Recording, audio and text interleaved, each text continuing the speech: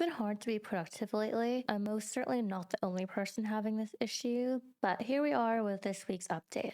I think I'd be remiss not to acknowledge the obvious, but there is blatant tyranny. I think it's pretty unquestionable now. There always has been in some form or the other, but it's been particularly impactful because essentially we have the true face of big tech, which I worked for, on display. But while it can be validating, it's not a good thing to have the kind of cowboy engineering attitude applied to critical life maintaining, life saving systems.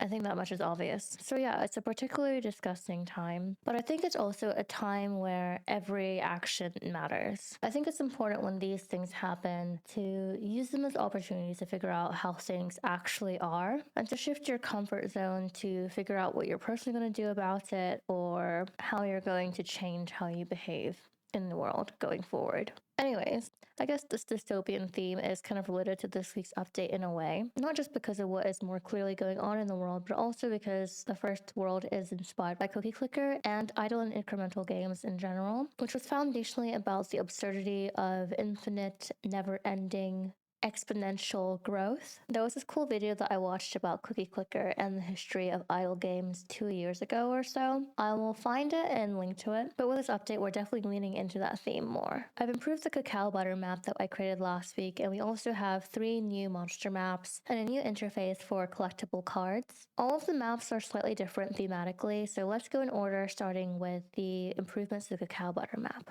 So immediately we can see we have a new woodcutting NPC. I didn't really want to go with the whole flannel look, which you commonly see with woodcutter outfits. So instead I went with this checkered vest. Perhaps in the future I will add more props to make it look more like a woodcutter, but for now, this is what we have. And I've also animated this waterfall. If we go down, we can see it much more easily. I'm not sure how I feel about it exactly. It's kind of simple, but I think it can be built upon. You can also see that I've animated the cat and changed it up a bit. And there is going to be a cat monster coming up, so this could be good practice. I've also drawn the drops for this monster. We have cacao butter, which is fairly straightforward to imagine being used in some cooking recipes. We also have these feet, which I'm not sure what I'll use it for yet, but this is partially a fantasy game, so we'll see. But I can imagine it being used in place of a ladyfingers ingredient or a biscuit or something like that. And it also drops the first storage item, which is this backpack that can increase your inventory space. Looking at this now, I probably should also add a water bowl for the cat. But moving on to the next map, we have the chocolate drop map. This map was initially going to be called the Cacao Fields, but I renamed it to the Depths of Despair instead because the chocolate drop did have a sad face to begin with. And then from there, I decided to make a evil imp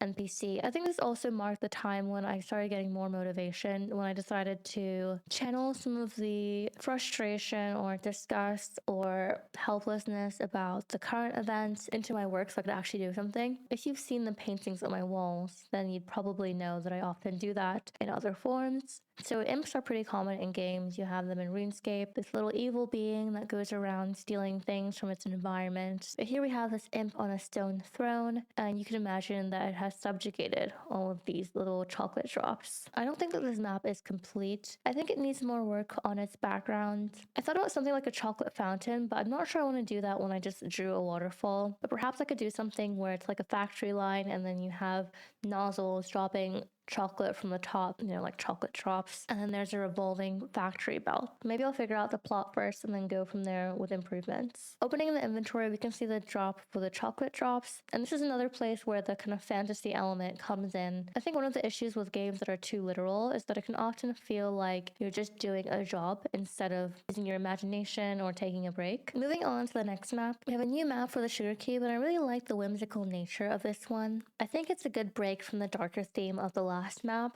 although I will say that this caramel apple is kind of creepy. With this map, I felt like making an NPC with larger eyes, so I started with the eyes and then I figured out what a good complementary color would be for the map, and then I decided to make it a caramel apple. And I think it matches the theme pretty well. Since these are sugar cubes, this map is called Confectionery Lane. I want to integrate elements of the more advanced sugar art into this game. If you've seen some of these candy or pastry making competition shows, then you've probably seen people heat up and blow sugar into different forms and make sculptures. So I would like to integrate that at some point, which is why I drew this portal without the initial intention to. It's possible that I'll save the candy sculptures for later worlds. If I do end up going that route, then this will probably be a boss room or something like that. I really like the deviations of this map. We have these cotton candy trees, these mounds of spilled sugar scattered throughout, and some shoots of sugarcane in the background. This monster drops sugarcane, rock sugar, and it also drops a new cooking recipe for a white chocolate bar and a storage chest to expand your storage. This rock sugar drop will be one of the key items, so I'm glad that this is a more optimistic map. I also really like this bridge that's made out of sugarcane. I definitely need to work on improving the navigation because it is kind of glitchy. Moving on to our final new monster map. This is the first map that is truest to the cookie clicker theme. I want future walls and endgame content to be integrated with the earlier ones. I can imagine that there'll be an automatable or factory-like system that will leverage the drops from these cursors. So it drops a cursor and a rusted cog. If we go down, we can see more clearly that this map is kind of like an ode to the corporate cog of my first game. In Cocktail Stories, it's just a customer that visits the bar and tells you its story, like the other customers in the game. But here it's a manager, and you can see it has a little carrot on a stick, which, you know, is a common theme in corporate life. Overall, this map ties heavily into the corporate culture themes, but also the underbelly of what powers most big tech and AI, which is often workers who are doing very menial, rudimentary tasks for very little pay, in these kind of sweatshops with bills and debts hanging over their head, and you have these wealthy, separated figures who are making tons of money off of it. I probably need to improve the carrot blowing in the wind because it is kind of janky. The string is a bit too dramatic. I actually really like drawing these cubicles. I'm thinking about animating this tumbleweed to just have it rolling in the background, but I also just might delete it. I'm not sure yet.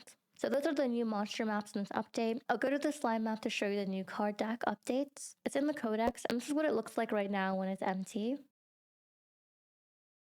Now that we have the card, it functions similar to Eidolon in that it both has a place that shows you some information about monsters, while also letting you equip different cards to your hand so you can increase your stats. As you discover new drops, it'll also show up here, so you'll have a reference of what to find where, and it also displays its stats and location. I'll activate all the cards manually so that we can see what it looks like. But yeah, looking at these, we can see each card will have various ranks, and you can swap them around, drag them out, things like that. Click on them to view it. And we also have cards for the resources as well. The stats are applied and removed as you move them around, but I need to work on implementing the various tiers because the stats will increase as your card increases in tier. And you also have the ability to have various hands. So let's say you're focusing on mining or something, then you can switch between various hands. And of course, all of these save. So that concludes this update. We now have 5 of the 12 combat monster maps of the first world. With the next update, I'll have 4 new ones, hopefully. We'll have the Cookie, Grandma,